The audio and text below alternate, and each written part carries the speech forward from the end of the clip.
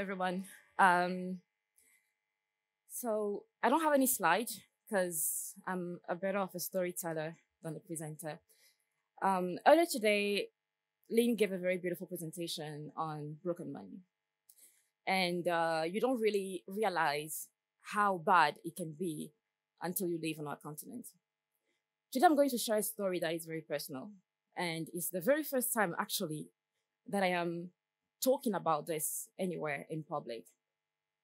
In 2017, where we were in the midst of our struggle against the authoritarian regime that has been ruling my country for 57 years, I was the leader of the movement, and at some point, our government shut down the internet, shut down phone services, shut down electricity because they were convinced that we were using these tools to organize online and to protest. We had hundreds of thousands of people protesting all over the country, demanding that the regime leaves and the president leaves the movement, leaves the country. So at that moment, we had no other way to communicate with the outside world about what was happening in the country. We had no other way to ensure that the world knew what was happening, the arbitrary arrests, the killing of protesters, and all the other atrocities. So we decided that some of us will go to neighboring Ghana to hold a press conference. And in Ghana, we will be able to reach the outside world about what was happening in Togo. We held a press conference, of course, under receiving a lot of threats, even from Ghanaian authorities. And following that, I moved from Ghana and went to Nigeria because we wanted to also engage our regional body, the ECOWAS. From Nigeria, I started feeling unwell, but I was on a mission for the movement to inform institutions and meet with organizations that can support us in our struggle. From Nigeria, I went to the Gambia. And in Gambia, I felt very ill, so ill that they asked me to go to Senegal for treatments because Gambia didn't have the best equipment. When I landed in Senegal, the doctor wanted to run exams, and I was like, no, I don't have time. I have another file to catch. The movement needs me. Just keep me going. I have stomach pain, but I'll be fine. From Senegal, I was returning to Ghana when I collapsed on the plane, and they took me to the emergency room. Eventually, I was able to reach out to a friend of mine in Ghana to let him know that I was in the hospital. And at the hospital, they said that I needed an emergency surgery right away. I had CFA, which is the currency used in 14 African countries. It's a story for another day. It's a colonial currency. And HRF did an amazing job in helping us raise awareness on military colonialism in those countries. But my CFA was completely worthless in Ghana, which is the neighboring country. I was at the hospital, I had CFA and I had my bank card. And the doctor said I needed an emergency surgery. I asked if one of my relatives can travel from Togo, it's just 2 hours drive, to be there before they do the surgery. He said we cannot wait. So I gave my bank card to my friend and the CFA that I had and asked him to make any payment needed.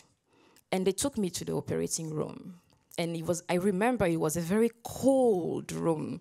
And they put me on the table, but then it was taking a while. Like I could feel it, the time was passing, more than 20, 30 minutes, and I was extremely scared and anxious. And at some point, I saw the nurse and I asked her, why did you bring me to the table if you were not ready for the surgery? And she said, oh, we are ready, but we have been informed that your people have not paid for your surgery. And I was like, what do you mean? I have my friend downstairs. Can you take me out? So I speak to him. They're like, no, the room is sanitized. Once you enter the space, you can't leave. So you have to wait. And I kept waiting in pain.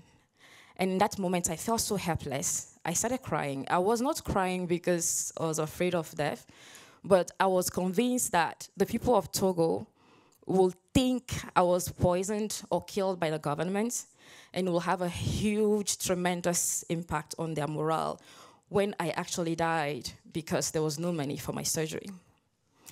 Eventually, I asked the nurse to call the doctor, and the doctor came, and I told the doctor, are you going to let me die if my people don't pay? Please do something. I promise you that when I survive, I'm going to find the money to pay. And he performed the surgery. Eventually, I woke up the next morning in the hall of the hospital. with an envelope on my chest. There was nobody nearby. I thought it was my friend who left a note. I opened the envelope, and it was a bill from the hospital, about $4,000 equivalent in cedis, and they said, your treatment has been stopped until your payment is made. I couldn't sit, I couldn't walk. I was completely powerless. I didn't know how to reach out for help. So I waited there for hours until eventually my friend came. And my friend told me he has to go to his boss and his colleagues, and he got 8 people to all max out on their debit card to raise the money to pay the hospital. And that's how my life was saved. The reason why I'm sharing this story, thank you.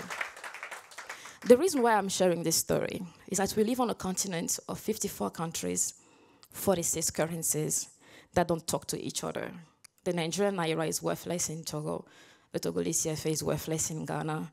The Ghanaian cedis is worthless in Sierra Leone. The Sierra Leone leone is worthless in Liberia, and so on and so forth. Countless of Africans die every day because not just that they don't have money, but they don't have the right money at the right time.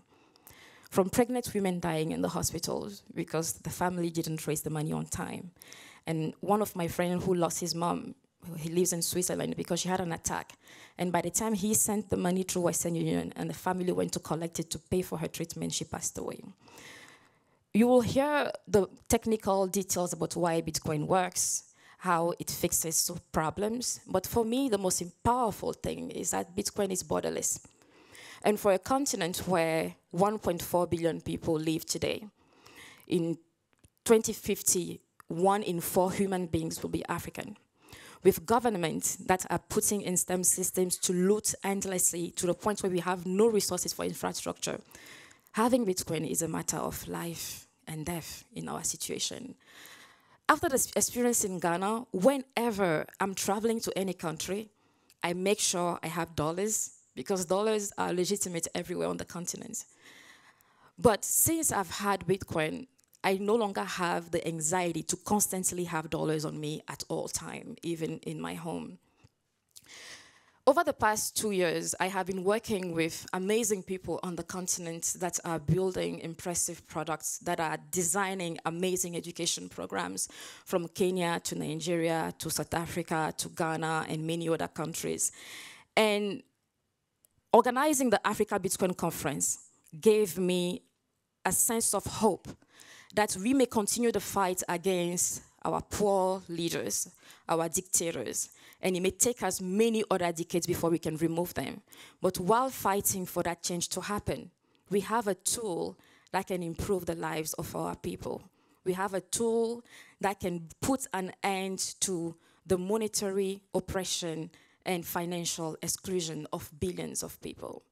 So this conference is not just a matter of people excited about holding coins. It's a matter of bringing together Africans and others who are supporters of the community to design solutions that are solving problems that matters and that are saving lives one at a time. So I would like to invite you all to join us in our journey. Of course, people don't really believe Africa is into Bitcoin, but we have the fastest adoption rate today. We have the fastest adoption rate simply because we have 70% of our population that don't have a bank account and will probably never have one. We have a money that for the first time is not depreciating at the same rate that our national currencies have been depreciating, where we continuously lose out of our wealth and out of our labor.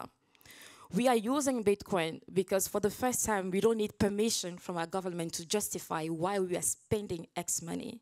From supporting political prisoners to supporting people living in exile to supporting the regular farmers even through programs, Bitcoin is really changing lives on our continent. So please, if you're interested in supporting this effort and you want to see the real impact of Bitcoin, join us at the Africa Bitcoin Conference in Nairobi in December. Thank you.